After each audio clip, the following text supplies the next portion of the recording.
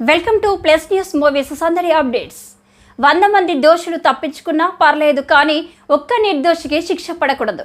ఈ ధర్మసూత్రాన్ని వింటున్నాం, వింటూనే ఉంటాం. కానీ నేరం చేసిన వాడు తప్పించుకుంటూనే ఉన్నాడు. నిర్దోషికి శిక్షలు పడుతూనే ఉన్నాయి. ఒకవేళ న్యాయం గెలిచి నేర నిరూపణలో ఆ ముద్దాయి నేరం చేయలేదని తేలేసరికి పుణ్యకాలం గడిచిపోతుంది. అప్పటికే అతను అనుభవించాల్సిన శిక్షను, మానసిక క్షోభను అనుభవించేస్తున్నాడు. అలా చేయని నేరానికి జైలుకు వెళ్ళిన ఓ నిర్దోషి కథే నింద. ఒక నేరం జరిగినప్పుడు అసలైన నేరస్తుడు ఎవరనేది కాకుండా అనుమానాలే ఆధారంగా ఇన్వెస్టిగేషన్ మొదలవుతుంది. ఆ క్రమంలో అసలు నేరస్తుడు దొరకచ్చు, దొరకకపోవచ్చు. కానీ నింద మోపబడి బలైపోయే వాళ్ళు చాలా మంది ఉంటారు. ఒక్కోసారి కీలకంగా మారిన ఆధారాలే అసలైన దోషిని నిర్దోషిగా, నిందితుణ్ణి నేరస్తుడిగా మార్చుతుంటాయి. నేరం, ఆధారం, నిందితుడు, నేరస్తుడు, ముద్దాయి, దోషి. ఈ ప్రాసెస్లో ఏమాత్రం తేడా జరిగినా నేరం చేసినోడు తప్పించుకుంటాడు, నిర్దోషి శిక్ష అనుభవిస్తాడు. అలా కాండ్రకోట మర్డర్ మిస్టరీలో అసలు నేరస్తుడు ఎవరు అనే అంశాన్నే కథగా మలుచుకున్నారు దర్శకుడు. కాండ్రకోట అనే గ్రామంలో మంజు అమ్మాయిని అత్యంత దారుణంగా నరికి చంపేస్తారు. ఈ నేరంపై అదే ఊరికి చెందిన బాలరాజుని అరెస్ట్ చేస్తారు పోలీసులు. అయితే ఆధారాలన్నీ బాలరాజే నేరం చేశాడని నిరూపితం కావడంతో అతనికి ఉరిశిక్ష విధిస్తాడు జడ్జి సత్యానందం. అయితే అతను రిటైర్డ్ అయిన చివరి రోజుల్లో బాలరాజు నేరం చేయలేదని తెలుసుకుంటాడు. తప్పుడు జడ్జిమెంట్ ఇచ్చాననే మానసిక క్షోభ అతన్ని వెంటాడుతూనే ఉంటుంది. అతని చివరి రోజుల్లో ఈ విషయాన్ని నేషనల్ హ్యూమన్ రైట్స్ కమిషన్ అధికారి అయిన తన కొడుకు వివేక్ కి చెబుతాడు. వివేక్ ఈ కేసుని ఎలా ఛేదించాడు, బాలరాజుని ఎలా విడిపించాడు, హంతకుడు ఎవరనేది నింద అసలు కథ. దర్శకుడు రాజేష్ జగన్నాథకి నింద తొలి చిత్రమే అయినా ప్రెజెంటేషన్లో కానీ, పాత్రల్ని పరిచయం చేసిన తీరులో కానీ, వాటిని ముందుకు తీసుకొని వెళ్లిన విధానంలో కానీ ఎక్కడా కొత్త దర్శకుడు ఫీల్ కలగలేదు. ప్రతి పాత్ర నుంచి మంచి పర్ఫార్మెన్స్ ను రాబట్టాడు. ఆయా పాత్రలకు పర్ఫెక్ట్ గా సూట్ అయ్యే వాళ్ళనే ఎంచుకున్నారు.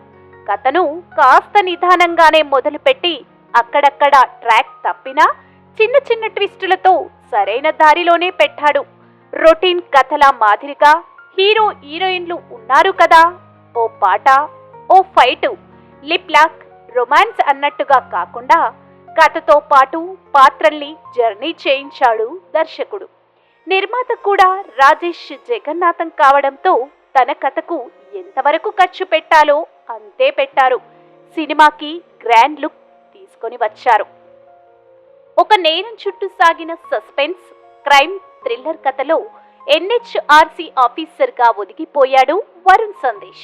నిజానికి వరుణ్ సందేశ్ ప్రస్తుతం ఫామ్ లో లేకపోయినా కూడా అతనికి హీరోగా ఏమాత్రం క్రేజ్ తగ్గలేదనే నింద స్పందనతో తేలిపోయింది. ఓ మంచి కథ పడితే కంబ్యాక్ కావడానికి తనలోకి హీరో ఇంకా అలాగే ఉన్నాడని చెప్పకనే చెబుతున్నాడు వరుణ్. ఇప్పటి వరకు వరుణ్ సందేశ్ చేసిన పాత్రలకు భిన్నంగా కనిపిస్తుంది. నటన పరంగా వరుణ్ నుంచి ఇంతకంటే మెచ్యూరిటీ లెవెల్స్, హావభావాలను ఆశించడం అత్యాశే అవుతుంది. కానీ నిద్రలో తన పాత్రకి న్యాయం చేశాడు వరుణ్. ఇక హీరోయిన్ శ్రేయ రాణిరెడ్డి సీరియల్ నటి, మంచి డ్యాన్సర్. దీంతో పాటు అనేక టీవీ షోల్లో తన డ్యాన్స్ పర్ఫార్మెన్స్ తో ఆకట్టుకుంది. అవును, వాళ్ళిద్దరు ఇష్టపడ్డారు లాంటి సీరియల్స్ లో కూడా నటించింది.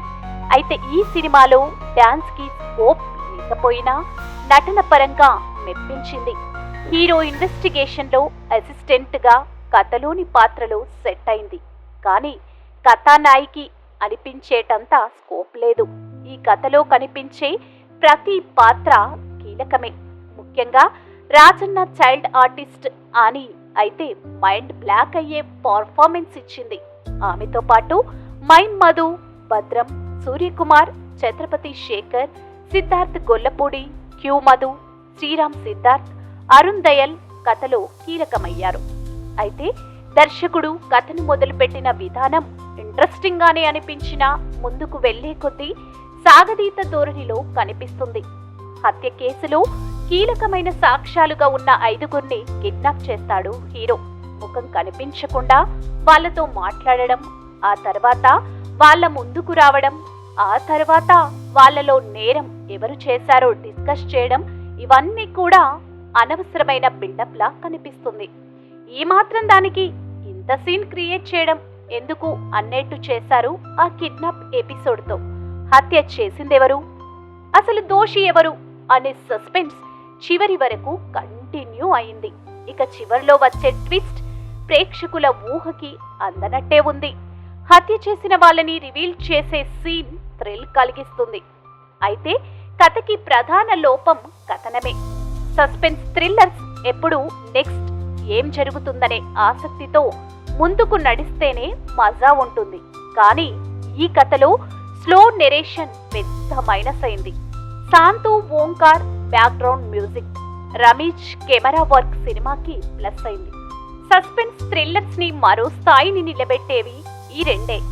తన కెమెరా పనితనంతో నింద సినిమాకి స్క్రీన్ పై చాలా రిచ్ గా చూపించాడు రమేష్. పిఎస్ వినోద్ దగ్గర శిష్యరికం చేయడంతో రమేష్ కెమెరా టెక్నిక్స్ నిందలో కనిపిస్తాయి. టెక్నికల్ గా హై స్టాండర్డ్ లో కనిపిస్తుంది నింద. ఓవరాల్ గా నింద రొటీన్ చిత్రం తీసి పారేయలేం. ఓ మంచి ప్రయత్నం, బాలేదని అపనిందలు వేయలేం, కానీ ఓసారైతే చూడొచ్చు. సస్పెన్స్ థ్రిల్లర్ అంటే కుర్చీలు అంచున కూర్చుందాం, ఊహించని సర్ప్రైజ్లు చూడబోతున్నాం అనే హై ఎక్స్పెక్టేషన్స్ తో కాకుండా కాసేపు సరదాగా చూసొద్దాం అనుకునే వాళ్ళకి నింద నచ్చొచ్చు. సినిమా చూసిన వాళ్ళైతే క్లైమాక్స్ ట్విస్ట్ చెప్పకుండా ఉంటేనే నిందని ఎంజాయ్ చేయొచ్చు.